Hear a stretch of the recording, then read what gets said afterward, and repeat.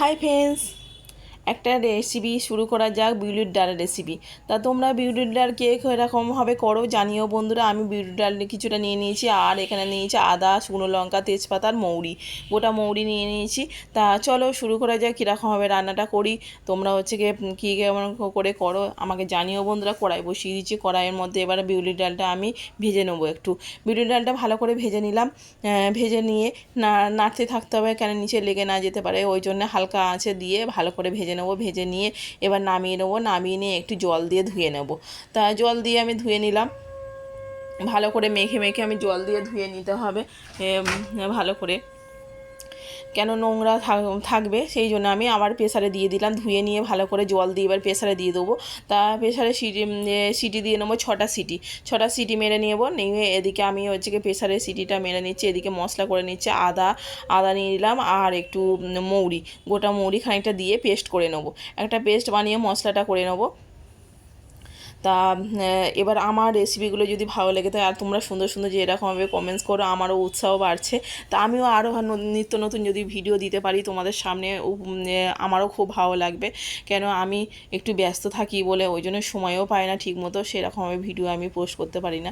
তা এবার রান্নার রেসিপি, আমার রান্নার রেসিপিগুলো তোমরা কত সুন্দর সুন্দর কমেন্টস করো যে খুব সুন্দর সুন্দর রান্না হয়, তা আমারও দেখে খুব ভালো লাগে। আমি এদিকে কড়াই বসিয়ে দিয়েছি, কড়াইয়ের মধ্যে সর্ষের তেল দিয়ে দিলাম। তেলটা গরম হয়ে যাবে, গরম হওয়ার পরে আমি দিয়ে দিলাম ফোড়নে তোমার মৌরি আর শুকনো লঙ্কা ফোড়ন দিয়ে দিলাম, তারপরে তেজপাতা দিয়ে দিলাম।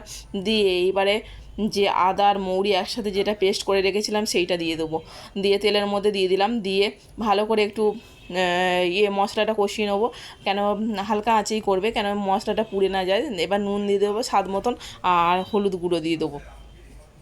এবার একসাথে আমি ভালো করে মশলাটা কষিয়ে নিলাম, ভালো করে, দেখতেই পাচ্ছ তোমরা।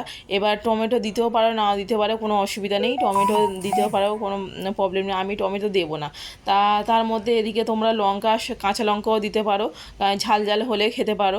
এবার আমি সিদ্ধ ডালটা দিয়ে দিলাম, প্রেসারে যেটা সিদ্ধ করেছিলাম 6টা সিটি মেরে, সেই আমি ডালটা দিয়ে দিলাম।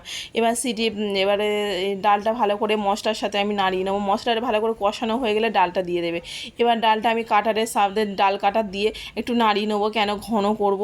তা কিছু কিছু একটু গোটা থাকছে, ওই জন্য আমি একটু নাড়িয়ে নেবো। এবার একদম কাটার দিয়ে একদম পুরো নাড়িয়ে নিলে কি হয়, ওই ডালটা এবার ঘন হয়ে থাকে, ওটা মানে ছেড়েও যায়, খুব সুন্দর লাগে খেতে।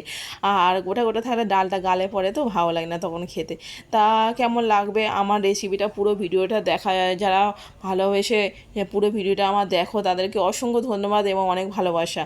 তা তোমরা কীরকমভাবে বিউলির ডালটা করো আমার জানিও। আর আমি তো বিউলির ডাল এইভাবে করি, একটু সামান্য জল দিয়ে দিলাম, জল দিয়ে এবার ঘন করব, এটা মাখা মাখা মতন করবো। আর এই ডালটা খেতে গরম গরম ভাতের সাথে, আমি একটু চিনি দিয়ে দিলাম নামানোর সময়, আর এই ডালটা গরম গরম ভাতের সাথে এত সুন্দর লাগে। তার সঙ্গে যদি একটু বেগুন ভাজা আর পটল ভাজা আর আলু ভাজা থাকে, তা জাস্ট জমে যাবে।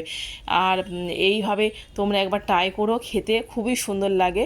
আর আমার রেসিপিটা যদি ভালো লেগে থাকে, ছোট্ট করে একটা লাইক কমেন্টস করো, পাশে থেকো। আর সবাইকে, আর আমার ডাল দেখো রেডি হয়ে গেছে, কত সুন্দর দেখতে হয়েছে। আর গরম গরম সার্ভ করো, আর অসাধারণ লাগে খেতে। আর কেমন লাগলো জানিও। পুরো ভিডিওটা দেখার জন্য অনেক অনেক ধন্যবাদ তোমাদেরকে, অসংখ্য ভালোবাসা। তা সবাই ভালো থেকো, সুস্থ থেকো, টাটা।